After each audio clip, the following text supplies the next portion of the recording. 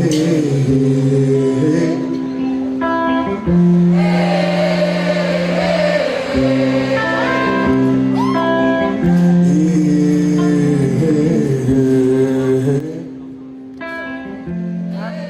وقفنا دوغا نحسين رجالة تضمض تكاف ديك الصورة اللي نزمر نسنو فوا كتيموشوها غافنت نزوقها كيما قالني مي داغني تخدم طاس لي دوكيومونتير باش غادينا عاوتاني ذا شو كنت تمثال نغلي التام كي شوفن وتخدم فلاسن ديال لي دوكيومونتير كاين. Alors, effectivement, j'ai fait quand même une très très bonne série de documentaires. En fait, c'est Michel, je suis de Maran à quasi majorité à la culture nord chez le Sénat. Donc, commencer par un peu l'architecture de nos villages. Euh, donc, j'ai raconté l'histoire dans un film. Le premier film que j'ai consacré, c'est La gardienne de la mémoire. En fait, toute seule dans un village. Donc, le matériel c'est ça. Donc, je voulais faire des essais, surtout de la caméra et tout ça. J'ai été, par j'ai été dans un petit village vraiment perdu, oublié, فرنتي كل غاشي دونك يخمن غليني الكولير توب j'arrive pour faire un petit peu des essais parce que il fallait travailler aussi sur la Achel c'est un peu la couleur Bachel c'est l'ocre donc je voulais vraiment fixer ma caméra étalonner ma caméra par rapport un petit peu à tous ces points là donc en faisant un petit peu le tour du المس تدرتني خلان طب تفقد يتمغر. Et puis de là, l'idée m'est venue. Donc, Qemar, je l'ai mise en confiance. Et puis, de fil à aiguille, il me raconte une des plus belles histoires d'amour et d'attachement à la terre que j'ai pu vraiment fixer. Donc, que j'ai intitulé La gardienne de la mémoire. Il m'a raconté beaucoup de choses. Et puis, au pied de ce petit village, donc, l'un des c'était des vieux arbres, des vieux oliviers. Et en faisant un petit peu le tour, on m'a raconté que à un certain moment de l'histoire,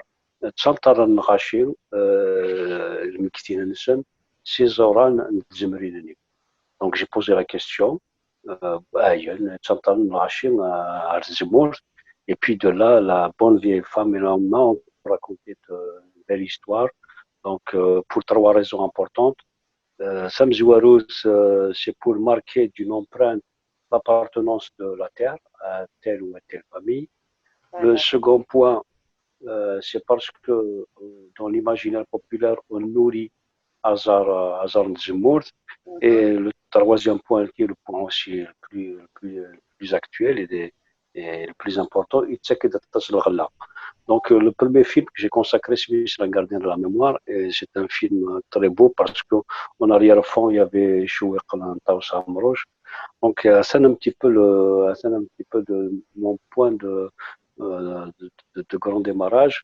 Après, je suis parti un peu en montagne, j'ai fait l'histoire Bqdar, donc les transhumances. J'ai fait l'apanage des sages aussi. C'est l'histoire d'un petit village qui a été créé.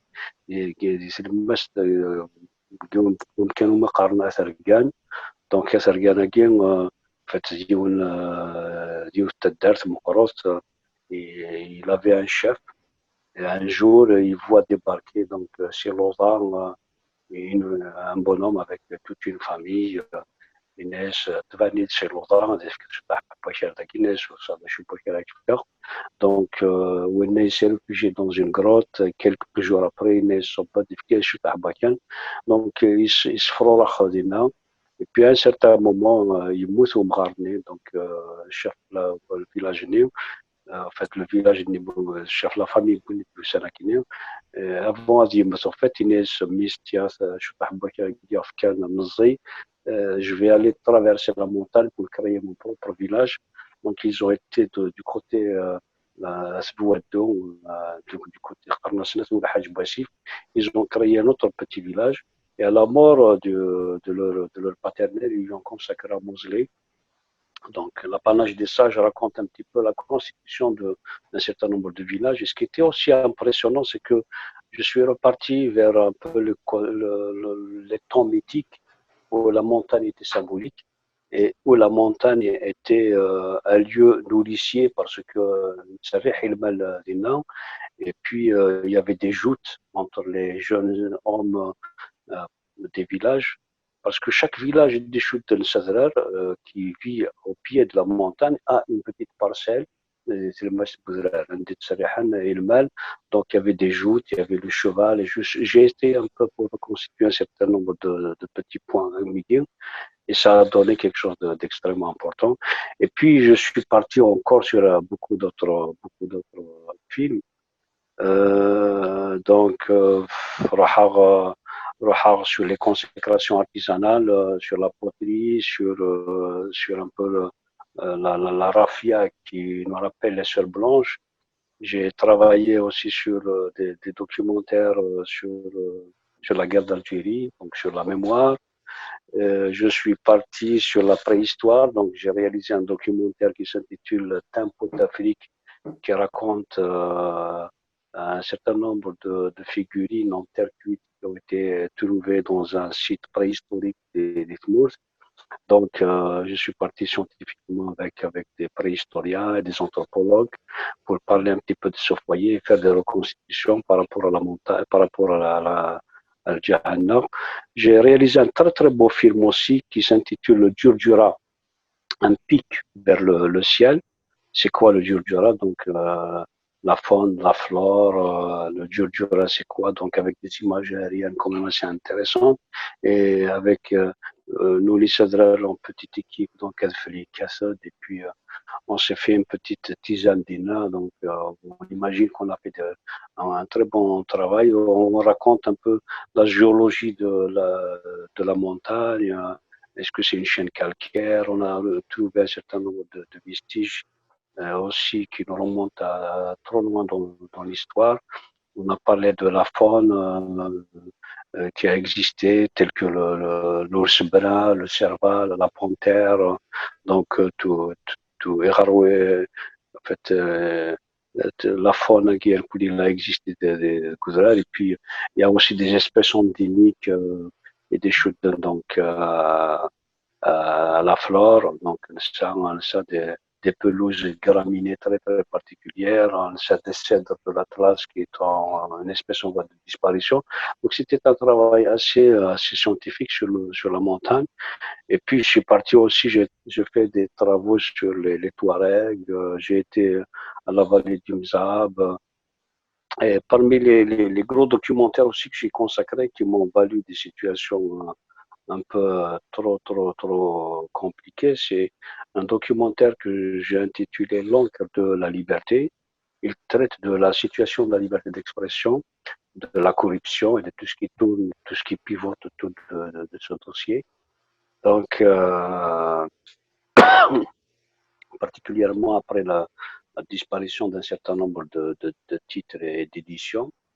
Donc, parmi ceux qui ont témoigné, il y avait Hakim Lalam du Soir d'Algérie, il y avait Abla Sherif qui était journaliste, qui a été condamné à 1 année de prison pour avoir dénigré un terroriste. Donc, vous imaginez que c'était une situation un peu catastrophique parce qu'on avait deux fronts. On avait le terrorisme islamiste d'un côté, ou les islamistes d'un côté, on avait aussi les gens du système qui étaient aussi de face. Il y avait Maître Yahya Benour et Omer Saoud Lamar Taran.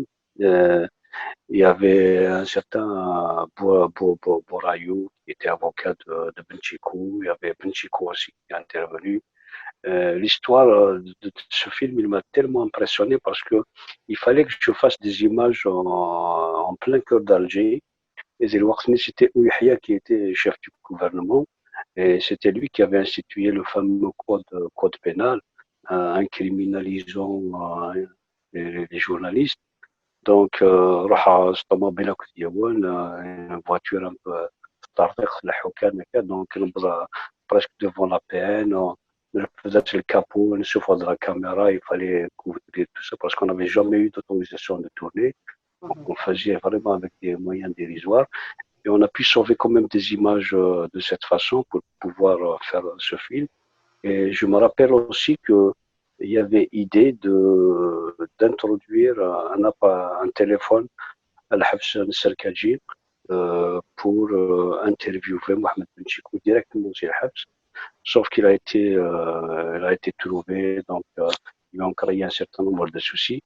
Je voulais surtout avoir le son, Inès, un témoignage si je dakhal l'Hafs et puis l'illustrer avec un fixe. Donc, c'est un petit peu, et puis il y a aussi beaucoup d'autres. Le tout dernier film sur lequel je suis en train de faire les derniers points, il traite un petit peu des bandits d'honneur et des hors-la-loi. C'est un film gros qui m'a poussé un peu à voyager, à faire des repérages, à rencontrer beaucoup d'historiens, à faire les archives d'Aix-en-Provence. Après tout ça, quoi. خاطر تقريبا بالنسبه لك في لي بوندي دونور لا نويد يتوسن لا نويد يتوسن راه كاد المصير ديالنا ذاك احمد ومرين سميتو رزقي البشير ميلان دانو كاد يتوسن راه لكن في الدنيا ذاك انت كني عدان داني داني لي بوندي دونور بابا ديني باش لي بوندي دونور بابا ديني القبيلات الويدي تاكل ماركانتيين نعاود تفهم تامور باش كنا تفكن عاونني مغبان يعني سي دي جوستيسي يعني ماشي كاد دونك سوف الدولة يتمورا النظام بزوز النظام لان لي بوندي دونور داغا ديك الدوكيومونتير كاينك وتمسلي كان تشوف كان ثواني قلان دي تمورتنا مقلط دي تمورا النظام السيكزوز النظام امشي عاش كيران تغناتين بنزرو ينسن وسعني ركازن ام حمدو مرين غا رزقي البشير يقولن ايوا كني في ثما كاتن اعداو في ثما نظن تاكلني ماركنتين وكن تعاونني مغبان كاين باغي دينا ايوا شو تخدموا بالخدمه ياكي ايوا شو مشي تواليض لي بوندي دونور فتيني ايوا ذا شو ديسوي سي كوا لوبجيكتيف الدوكيومونتير كاين.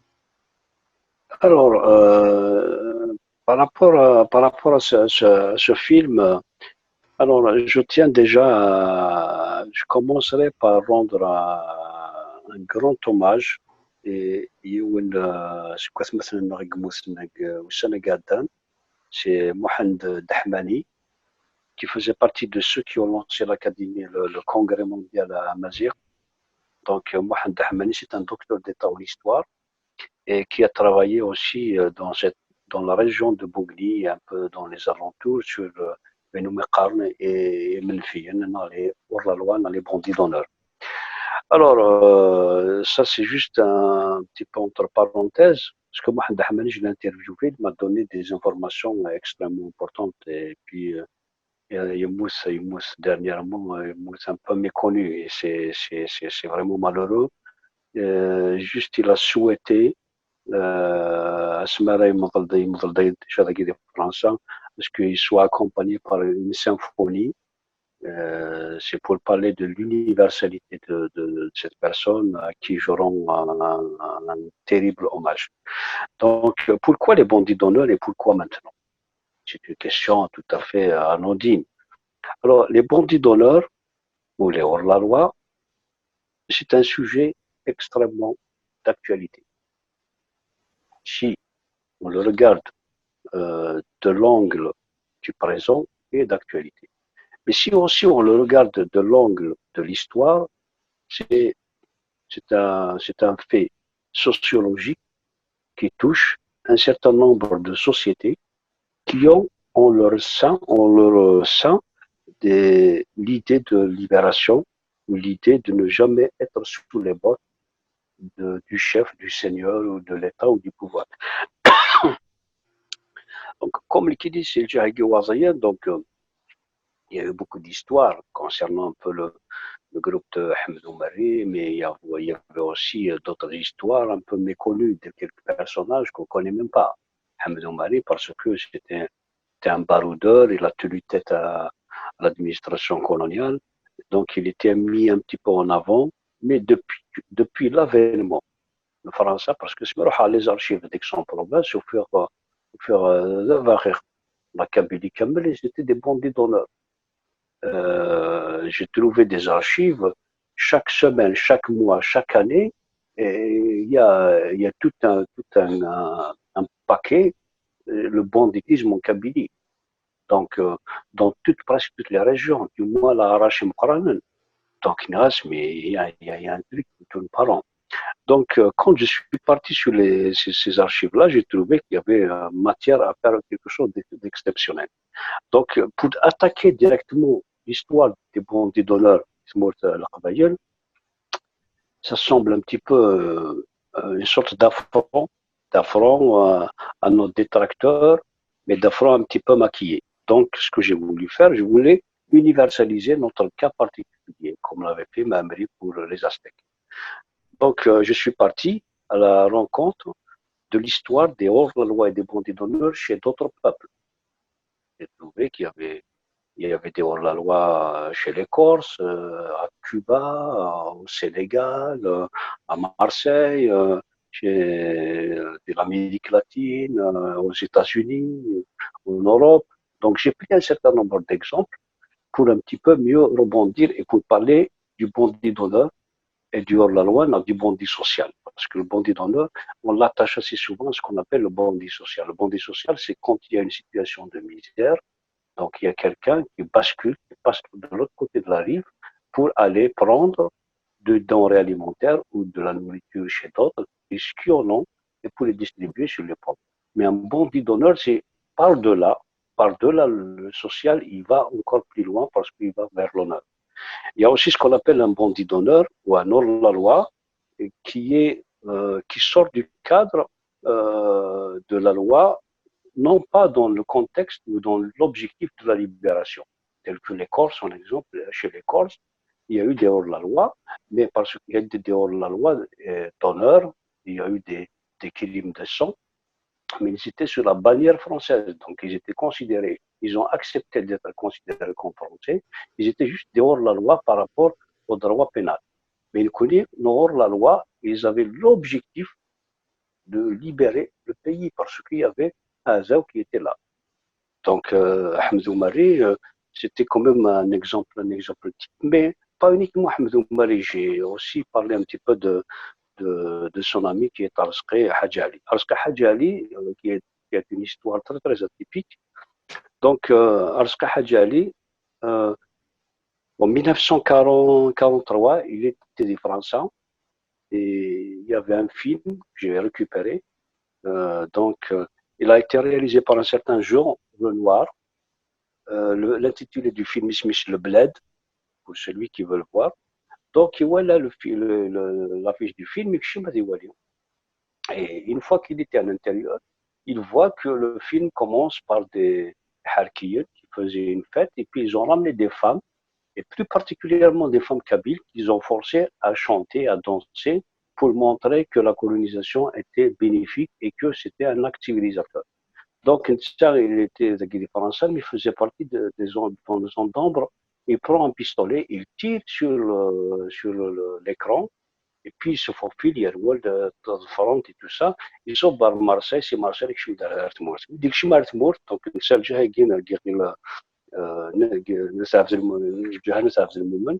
et de là, donc, il a entendu parler du groupe de Hamid Oumari, il a intégré.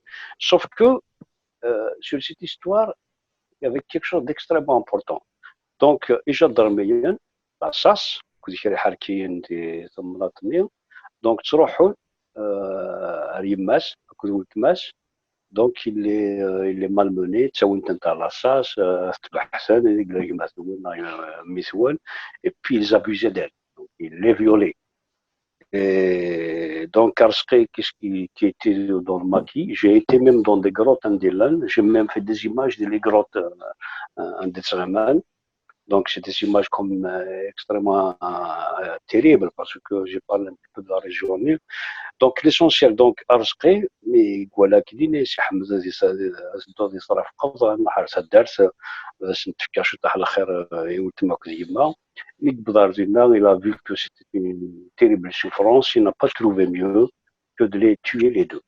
Donc, pour abréger leur souffrance et pour dire un message à ceux qui les déterminaient et qui voulaient le déterminer moralement, qu'ils ne pouvaient plus l'atteindre, donc ils pouvaient. Donc, c'est pour dire que l'honneur part parfois au-delà de l'honneur au sens pur du terme pour devenir une sorte d'exaction. Donc, c'était un sujet extrêmement important et me démerde un peu dans l'histoire. Donc, j'ai visité les archives, j'ai récupéré beaucoup de trucs. Je suis reparti sur la naissance de l'étoile nord-africaine. Donc, j'ai remonté un petit peu. La Deuxième Guerre mondiale, il y avait des déserteurs. Donc, il y avait ceux qui ont déserté la Deuxième Guerre mondiale parce qu'ils disaient que c'était pas notre guerre. Et ça, j'ai pris quand même un exemple extrêmement important du côté de l'Alsace. Donc, les tirailleurs algériens qui étaient au front, ils arrivent pour libérer une certaine région, donc la Houn avec des officiers français, Fouzen, voilà un petit ruisseau, où Swan, donc il y avait un officier français, non, ne touchez pas à cette eau, c'est possible que les Allemands aient empoisonné cette eau. Et puis, donc faites boire un cheval, hein. Et non, ne faites pas boire un cheval parce que ça nous coûte cher. Faites boire un indigène, en fait. Et donc, les jeunes indigènes, ils ont compris que c'était pas leur guerre, donc ils ont déserté parce que c'était pas possible qu'ils soient un cher canon. Donc, ils ont créé, constitué un certain nombre de groupes qui étaient considérés comme des hors-la-loi, particulièrement les Mouzdakbaïr. Et à partir de 1947, c'était ça la convergence vers la libération du pays. Avec Ouamran et Krim, il a fait appel à tous ces groupes-là qui étaient un peu soit les Amroutes, soit le Goudrar. Donc, ils se sont retrouvés pour constituer les premières poches de armée qui allaient donner ce qu'on appelle l'os. Donc, qui ont concouru un petit peu à la libération du pays. Et je fais la chute du film sur l'actualité. Un pirate sur la toile, il est considéré comme un hors-la-loi, mais si ce pirate est pirate blanc, et c'est un pirate qui s'attaque aux intérêts d'un certain nombre de sociétés multinationales qui font des bénéfices au détriment des cultures et des peuples, il fait donc tout ça dans l'anonymat uniquement pour détruire la base des sociétés. Il le fait dans le bon sens. Il est considéré comme un hors-la-loi, mais par rapport à ces populations qui voient freiner ces sociétés dans leur mal, ils sont considérés comme des justiciers et parfois même comme des libérateurs.